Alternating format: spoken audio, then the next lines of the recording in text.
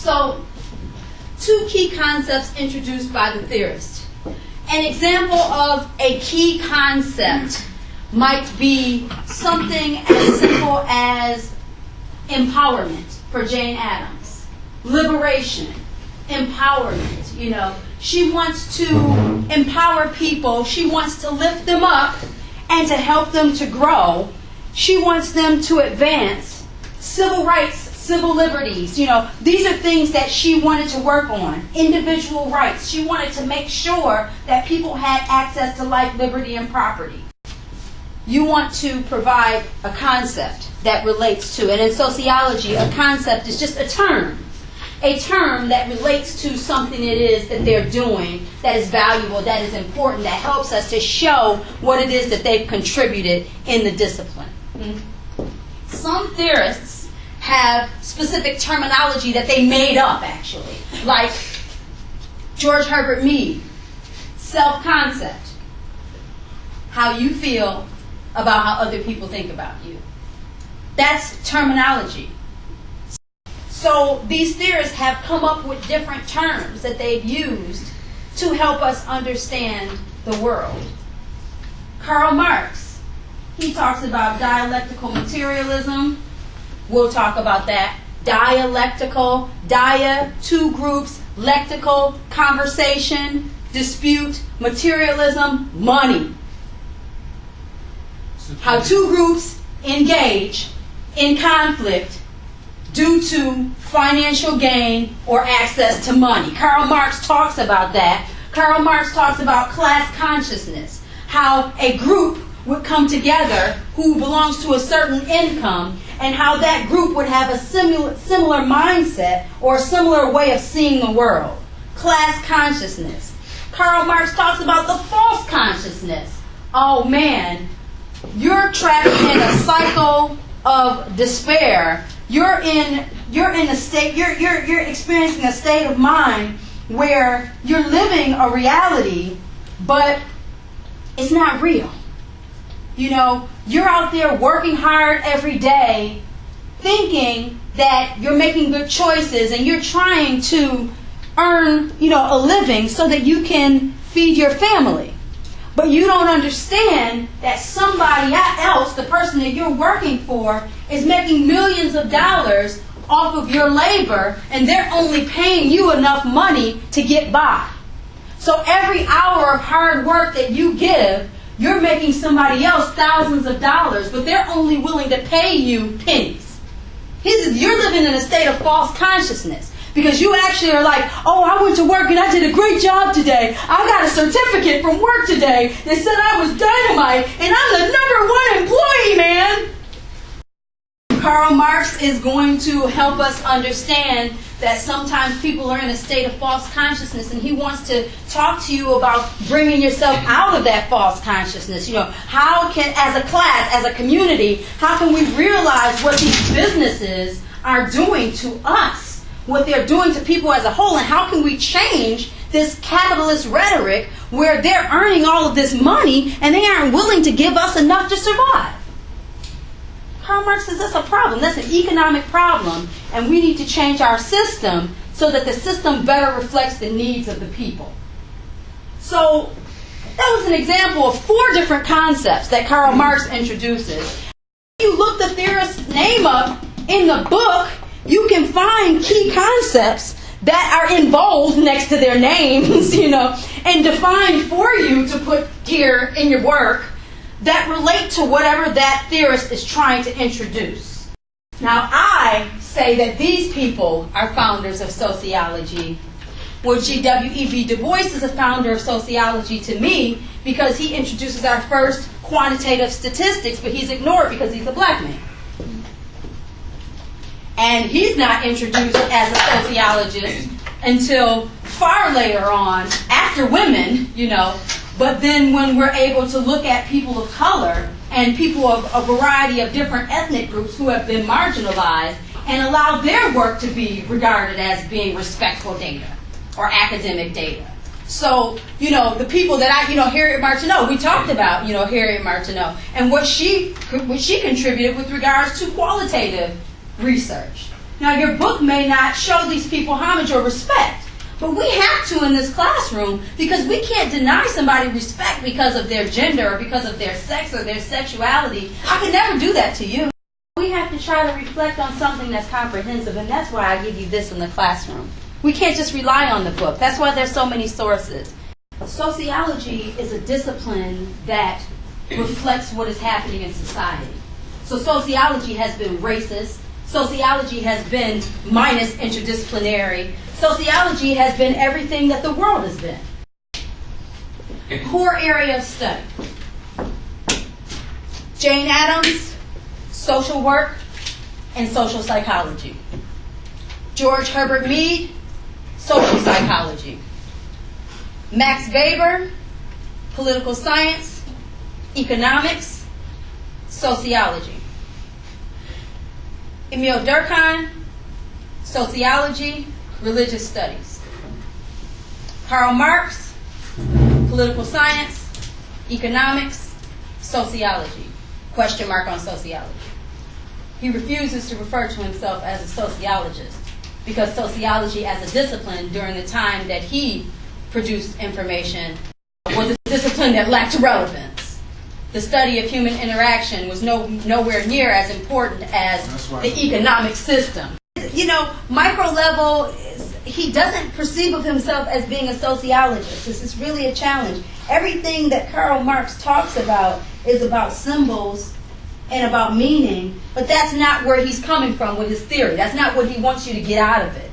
So he's an applied researcher. He's specifically telling you, this is what I'm giving you, and this is how I want you to interpret it.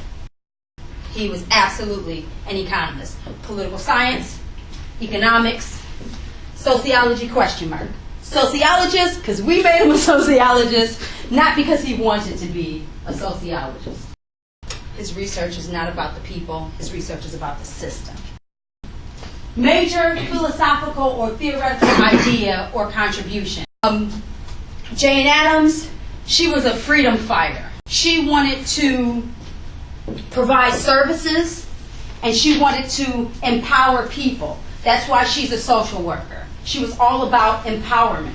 She was all about looking at, this bottom-up approach, looking at the people who are on the bottom and trying to figure out what their needs are, making those needs public, making those needs extremely public so that everybody would feel like they need to be held accountable for that. So some people who are on the bottom, they don't have a voice. They don't have a voice because people aren't listening to them.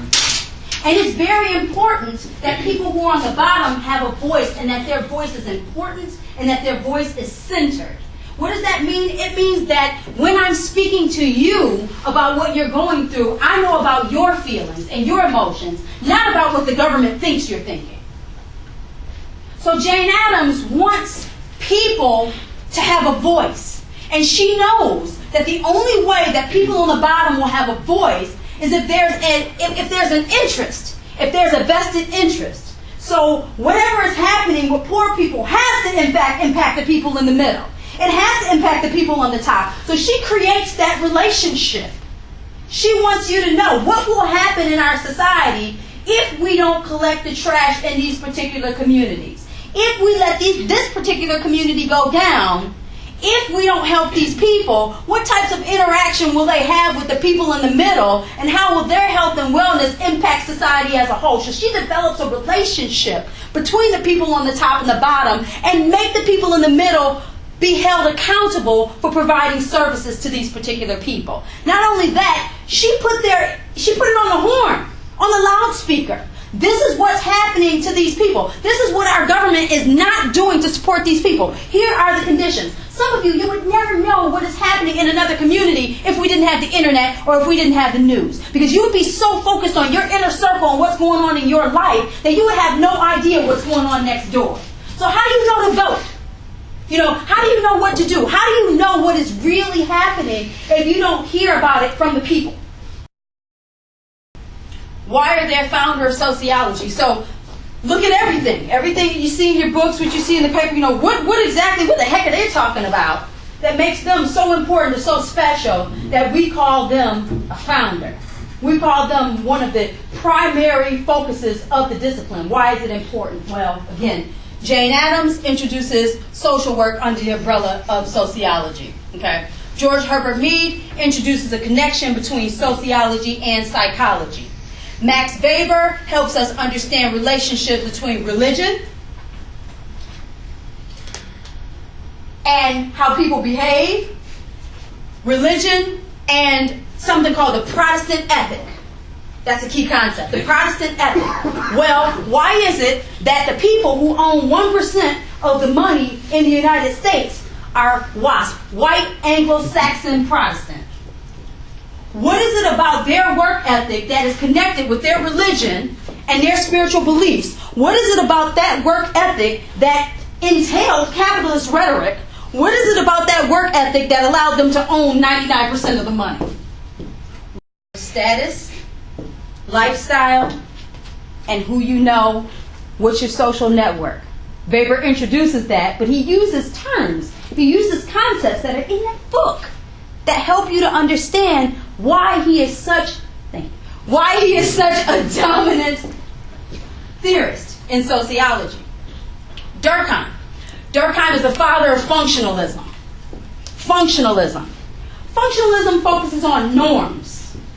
Norms. A norm is a set of behavior.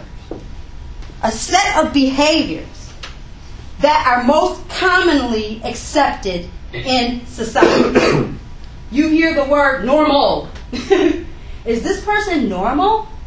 Or are they crazy? You know, is something wrong with them? That means that their behavior norm, right, is acceptable if they're normal. So that's what a norm is all about. It's about a set of behaviors that are accepted by society as a whole. Functionalism is all about the norms that exist in society that allow society to function properly. So we have a set of norms and expectations for everybody and everything. We have norms and expectations macro level in the system. We have norms and expectations across groups. And we have norms and expectations with regards to feelings and beliefs. Oh, she thinks that people who look like this are ugly. Is that normal to think people who look like this are ugly? Well, guess what? Society as a whole, it's a consensus theory. Society as a whole will decide whether a certain look is actually ugly. And you either drink the Kool-Aid or you go against the grain. If you go against the grain and you do it out loud, people might treat you badly. They might not want to be your friend. They may not want to hang out with you because you don't do what the majority in society perceives of as being normal. So people treat you badly when you don't align with the current function, which is this general consensus that society has about lots of things. So Durkheim is using all the units of analysis because he's telling us that we have norms and expectations for everybody and everything. And they're decided by the consensus, the society as a whole. Karl Marx says, yeah, right. Norms are decided by people who have money. But Durkheim doesn't truly believe that. He believes that people who have money have a strong influence. But he also believes that there's a consensus in a group. So even if you have a group of people who are homeless, there's still going to be normative ideologies that come from that particular group. So we still have norms in groups, whether people are rich, poor, beautiful, or ugly. There's still a clique, a group, and they have a normal way that they see things together as a family. And the United States is a family. So you're going to have national norms. That's if you live in the U.S., the nation, right, of the United States, there are national norms. And then we can break it down. There are norms that we give to different racial groups that we've made up. You know, we constructed it, we made it up. There are norms that we give to certain ethnic groups. So even if you're Hispanic, there's a specific lifestyle for a Peruvian, a Puerto Rican, a Mexican, a Cuban woman. There are different norms for every last distinct ethnicity Within their cultural group, there are different patterns of foods that they eat, clothing, family relationships, interaction, language, all of these things, there are different norms and functions within these particular groups. So Durkheim talks about all of that. The goal is to understand the answer to the question, what is sociology? Sociology is made up of units of analysis, a research method, a style, and an understanding of how that information is applied for you to understand whatever it is. What makes somebody as a founder are the concepts that they introduce. Being related to a core area of study, having a major theoretical contribution, and a reason why we respect them. Why do we want to hear what they have to say? That's what sociology is. This is the answer to the question. No matter which theorist you pick, once you answer the question, it's going to give you an understanding of what sociology can be on different levels, based upon different topics. It's going to give you a general understanding of what is it? What are we looking at? What are we studying? What units of analysis are introduced? What are the units? The first unit, the smallest unit is what? What? Micro. Okay. The second unit is organizational level. And the largest unit is macro. Micro level deals with feelings, emotions, individual level things, even symbols, an understanding of things that exist and how we interpret or understand things. It can be about a certain style hat. Do you remember a couple years ago in the NBA, there was a huge conversation about certain styles of clothing, the players wearing more conservative dress to encourage the audience to behave more properly, to have a better etiquette, because certain types of clothes have certain attitudes and certain behaviors connected to them. Just last year, there was a criminal case about a young man who wore a hooded shirt. Do you remember that? Because this person had on a hooded shirt, was that hooded shirt connected to racial symbols? When you put your hat on, did you just take it out of your pocket and just throw it on? Yeah, pretty much.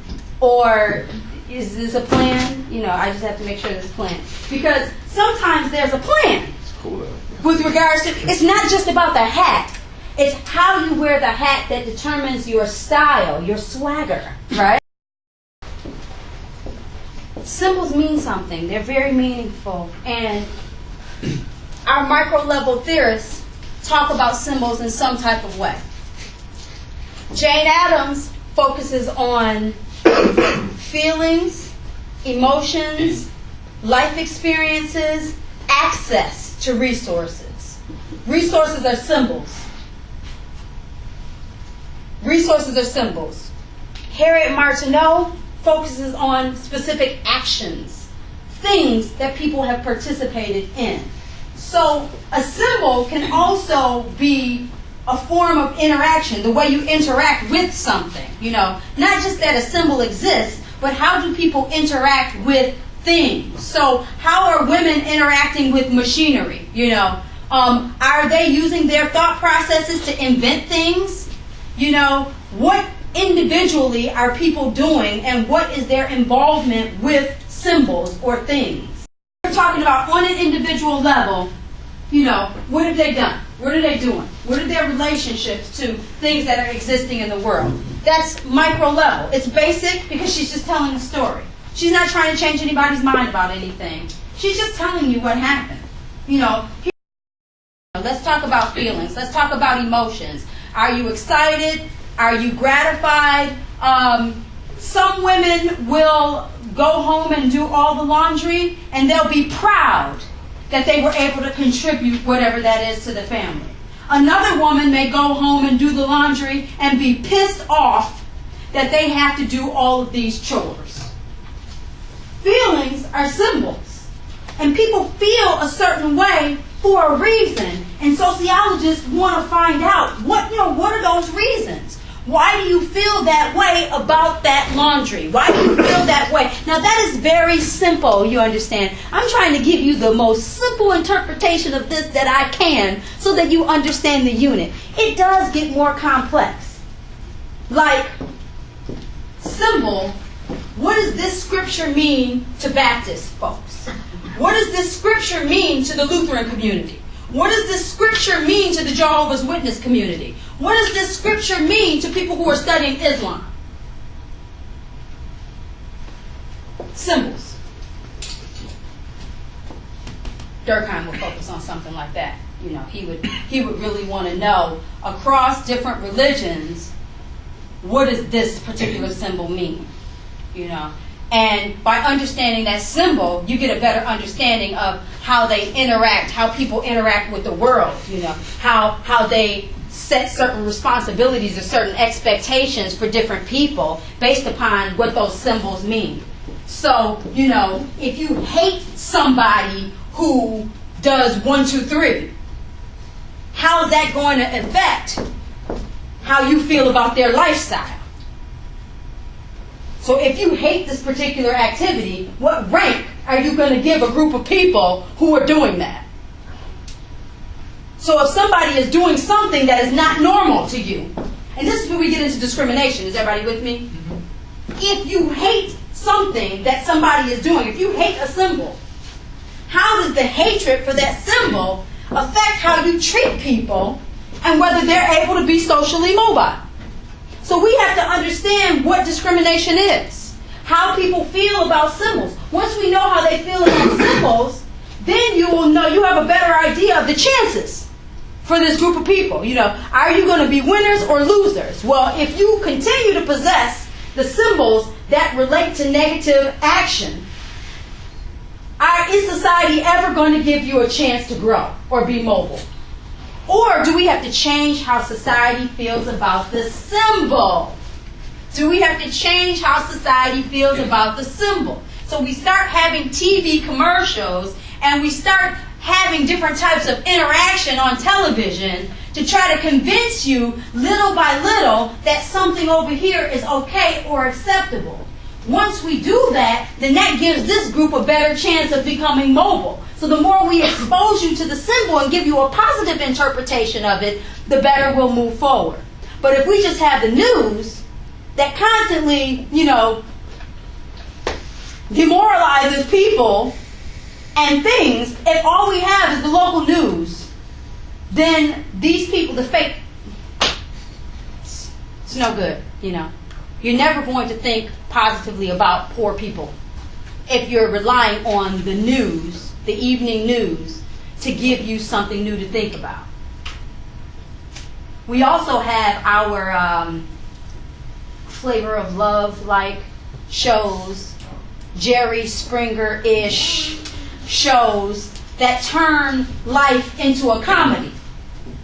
But those do something also, you know, lifts the weight a little bit off of it and turns it into a joke. Whereas now you don't hate them, but you definitely don't take them seriously. So even the Jerry Springer show, even the talk show, even reality TV changes the symbolic representation of things and changes how we feel about the group itself. Again, do you take them seriously? But you will watch it for entertainment. Yeah, you will use it as a source of entertainment. And that changes how people feel about individuals as well, you know.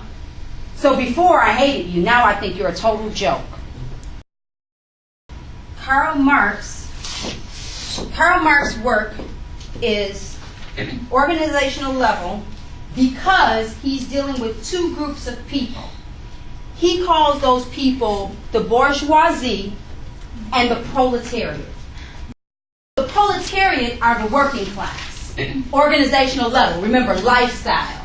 He's focusing on a group. He doesn't care about how they feel about anything because he says that the system controls your feelings. The system, the people who are controlling the system itself controls how you think and feel because the system is operating you like a puppet.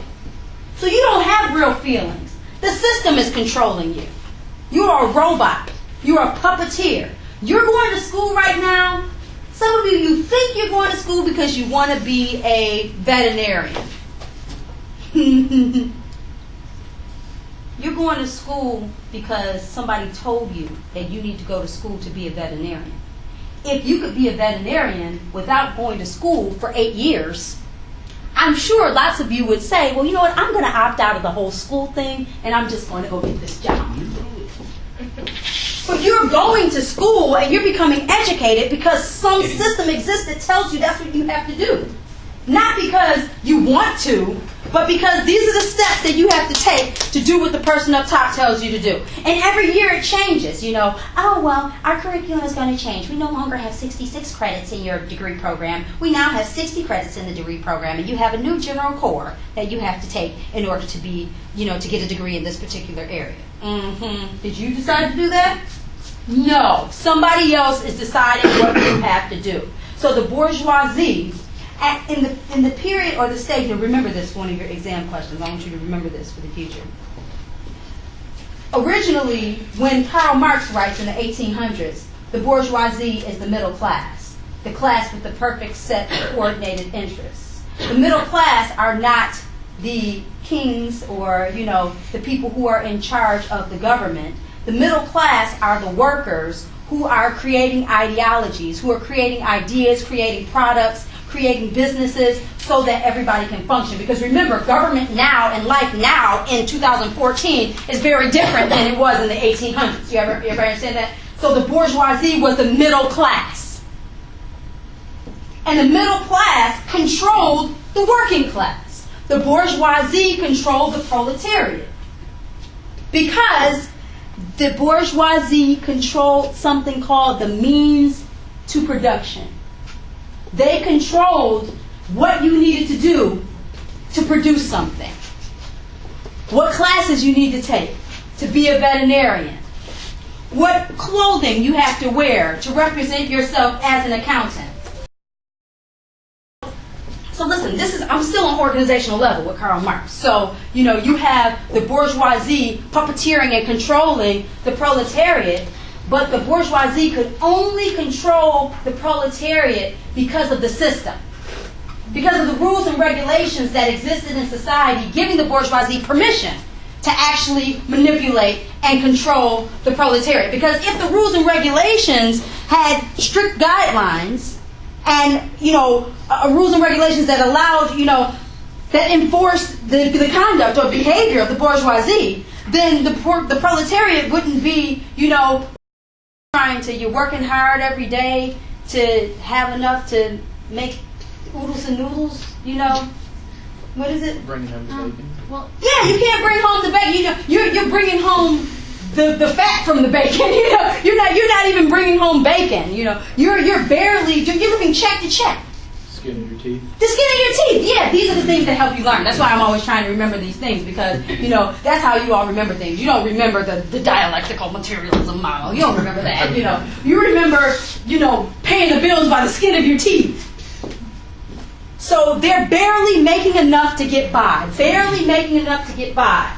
And Karl Marx wants to talk about that relationship, and he calls that dialectical materialism. He says there's a relationship between the middle class and the poor. And in order to resolve this relationship, the proletariat need to punch the rich people in the face. They need to beat them up. That's how they're going to solve this problem. They need to fight. They need to revolt. Because right now, their class consciousness is false. They think they're really helping the system. They think they're doing their part. They think that their function in society is to do what this business has told them to do. But the reality is that the business is operating based upon a lie. A set of rules and regulations in the system, macro level. This is where Marx is macro level. This system is so awkwardly wrong that these people have no idea that they're being played for a fool. They have no idea that they're working hard every day and that some person or some group of people are making so much money that they don't even know what to do with it. While these people are working, you know, to get little or nothing. To get little or nothing. And Karl Marx has a problem with that. And he says we need to do something about this system of capitalism. Maybe even try socialism or capitalism. We need to try something. We need to try something else. We need to explore something else because what we have right now is not working. And eventually, he says, the rich are going to become so powerful that they're going to control and manipulate the government. Ding, ding, ding, ding, ding, ding, ding. The rich they're going to become so powerful that you're not going to be able to solve the problem. You're not going to be able to do anything about it. He says, let's do something about it right now. Let's try to address this right now. If we control our system right now, we can prevent something ugly from happening.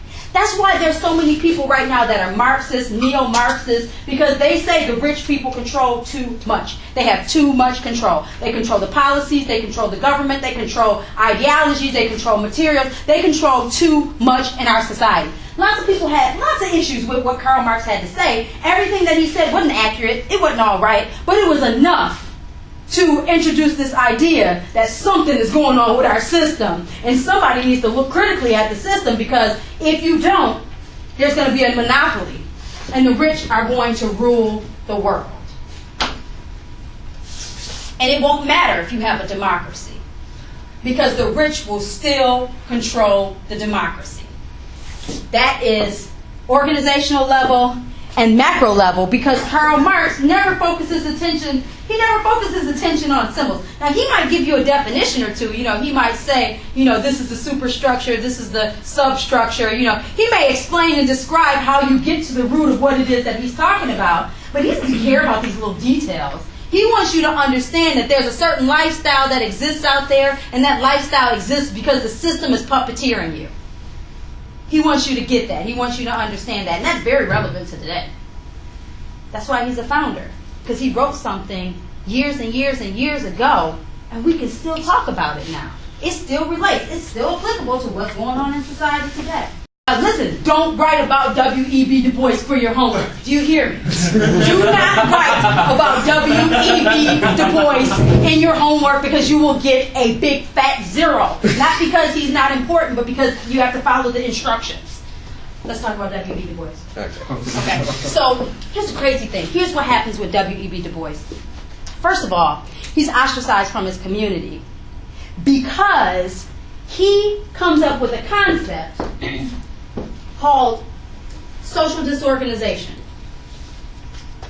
And he talks about how the community itself is disorganized because people in the community do not have access to the materials that they need to help them to make rational choices that they have to make in society. So if you have access to quality education, then you'll know how to build a social network. You'll know how to use proper vocabulary. You'll know what you need to. You'll understand the context to move forward into a different career field. You'll understand math. You'll understand English. If you understand math, you may be able to balance your checkbook. You'll understand how to interact so that you'll know when somebody is disrespecting you, and you'll know what this language means when people are interacting with you in a certain way. You'll have a better understanding of the world. But because communities are disenfranchised when W.E.B. Du Bois is writing, because he grows up in a period of time where separate but equal is a lie and said to be valid, you have entire communities where people are only working with what they have. And so if they have a half-empty toolbox to allow them to structure their community, to structure their schools, to structure their businesses, if they don't have adequate resources, then those people aren't going to be able to reach their maximum potential. So he says that because of a disorganized community, the people end up being disenfranchised and they're not able to work to their absolute potential. He uses quantitative research methods to prove that. W.E.B. Du Bois, this is what happens to W.E.B. Du Bois. This is absolutely crazy. Do you remember when we talked about research methods? And I told you that, if somebody is doing basic research, another person could go in and use your research as a citation, and then they can take that material and go in any direction that they want to go in. Just think about what I just told you about W.E.B. Du Bois writing about black communities being disorganized, and how disorganized communities could then translate to people not being able to make rational choices. Imagine how people took that material and went off on a tangent with it. This is during the same time when biological constructs about race were proven to be inaccurate. So if people are saying, oh, African American people are not descendants of apes and monkeys, meaning they're not an animal, meaning that if they step their animal-like foot into your swim pool, that you don't have to drain the water because you won't have an animal stepping in your water. You won't be swimming with your dog. I'm going to roll with this. Let's keep going. Okay, so these people are no longer biologically different. So people of color are no longer, the genetic understanding of folks. There's no longer a genetic connection between lack of intelligence and being a person of color. So given that, W.E.B. Du Bois writes about disorganized communities, and they take his work and they connect cultural deficiencies to race. And they publish this stuff in textbooks at Ivy League schools with W.E.B. Du Bois's name connected to social disorganization, and with social disorganization being a cultural explanation for inferiority of people of color. So he's ostracized from the black research community, and they want nothing to do with this guy. So even if he could become mobile in one way, he gets shut down. So they don't want him in this research community, and he's ostracized from another. So let me tell you what he has to do. Now this is even crazier. Before 1964, these colleges called historically black colleges and universities, and trying to reintroduce his name and the true definition of what he meant by social disorganization, and to go in and to regain credit and to be accepted in his community all over again, spending his entire life trying to save his name. All because of one thing. A concept. All because of one thing. That's what you see why that's why concepts are important. You see, that's why language is so important. Because you can say one word. Is everybody with me right now? This is a lesson. You can say one word in a crowd, and that one word that you say can ruin your life. That one word that you say. You can have conversation after conversation with groups of people, and you make one statement, and that one statement can change every single thing that somebody thinks or feels about you, and it can alter your destiny for how you will succeed in your life. Please be careful. Please pay attention. Please be mindful of the words that come out of your mouth when other people are listening. Be mindful about what you say out loud, because those words can affect you. They can impact you for the rest of your life. Think critically before you say anything if those words are being stated out loud, because those statements will forever impact what happens to you in your life, and you never know what can happen. W.E.B. Du Bois. Good luck on your homework. Have a wonderful day. Please bring my book back. I didn't know what you said. I was trying to say you. Did everybody sign the attendance sheet? Where is it? Right here. Thank you very much.